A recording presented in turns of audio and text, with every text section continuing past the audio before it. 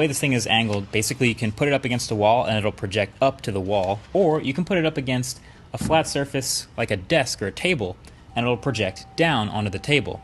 Once you do, it'll automatically sort of start to calibrate itself and sharpen it up, and once it's done, you have your projection. But here's the catch. It's a touchscreen projection. So this 10-point multi-touch element kind of unlocks this giant tablet experience anywhere you can find a flat surface, which you'll start to realize is like all over the place.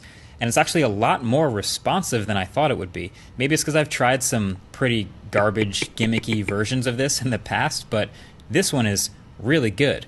Basically, the limitation is you still got to make sure you're not casting a shadow on the element you actually want to touch. So if you want to hit this button, for example, don't block the light from above it. You just got to come from the other side of the light and touch it, and it works perfectly. But once you get the hang of that, it's all green light. You can literally play multiplayer games 1v1 against people, whether it's tic-tac-toe or board games or Pong or air hockey. We've tried all of them, and they all work.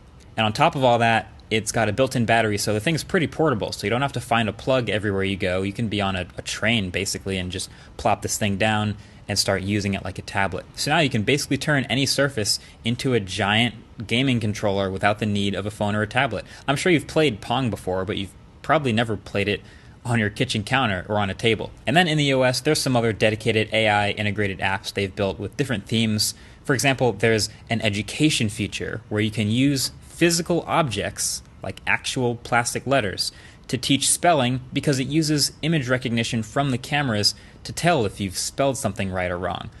There's a kitchen feature called Future Kitchen that lets you project recipes onto your kitchen counter, for example, or your cutting board, and it guides you through cooking them on your counter. And it'll even use that camera to recognize ingredients you scan.